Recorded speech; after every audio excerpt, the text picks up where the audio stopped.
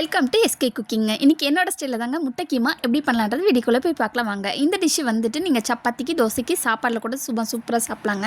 இதுக்கு தேவையானது வந்து வெங்காயம், தக்காளி, புதினா, கொத்தமல்லி, இஞ்சி பூண்டு, சில்லி ஃப்ளேக்ஸ் எடுத்துருக்கேங்க. சில்லி ஃப்ளேக்ஸ்னால் வேறு ஒன்றும் இல்லை, காஞ்ச மிளகாய் நீங்கள் அரைச்சி போட்டிங்கன்னா அதுதாங்க சில்லி ஃப்ளேக்ஸு.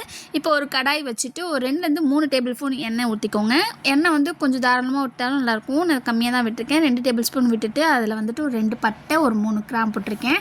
இதில் 1 டேபிள் ஸ்பூன் சோம்பு போட்டிருக்கேங்க.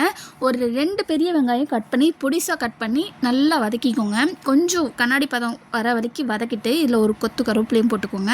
இந்த ஸ்டேஜில் வந்துட்டு நம்ம தக்காளியும் ஆட் பண்ணிக்கலாங்க. தக்காளி ஆட் பண்ணதுக்கப்புறம் பார்த்திங்கன்னா இதுக்கு தேவையான சால்ட்டும் நம்ம இப்பயே ஆட் பண்ணி தக்காளி வெங்காயம் நல்லா வதங்கிடுங்க. நல்லா தொக்க கன்சிஸ்டன்சிக்கு நல்லா வதக்கிக்கோங்க. வதக்கினதுக்கப்புறம் பார்த்திங்கன்னா வெங்காய தக்காளி நல்லா வதங்கட்டோங்க. ஒரு தக்காளி வந்து வதங்காது, அதை வந்து நீங்கள் கரண்டியாலே நல்லா மசிச்சு விட்டுக்கோங்க. இதுக்கு தேவையான மசாலாஸ் வந்து நம்ம ஆட் பண்ணிக்கலாங்க. இப்போ ஒரு 1/4 டேபிள் ஸ்பூன் மஞ்சத்தூளும், ஒரு 1/4 டேபிள் ஸ்பூன் சீரகத்தூள், ஒரு 1/4 டேபிள் ஸ்பூன் வந்துட்டு சோம்புத்தூள் ஆட் பண்ணியிருக்கேங்க.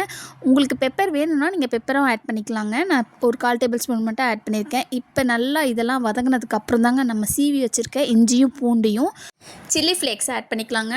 ஒரு 6 முட்டையை வேக வச்சு வச்சுருக்கேன். அது வந்து காய் சீவுற தகட்டில் வந்து நல்லா சீவி போட்டுக்கோங்க.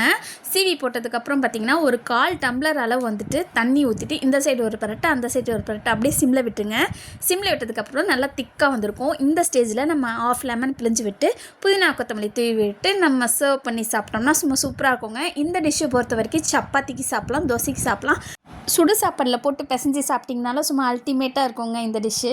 இந்த வீடியோ உங்களுக்கு பிடிச்சிருந்தா லைக் பண்ணுங்கள், ஷேர் பண்ணுங்கள், கமெண்ட் பண்ணுங்கள், சப்ஸ்கிரைப் பண்ணுங்கள், கூடவே பெல் பட்டனே கிளிக் பண்ணுங்கள். நீங்களும் இப்படி தான் செய்வீங்களான்றதை கமெண்ட் பண்ணுங்கள். பாய்.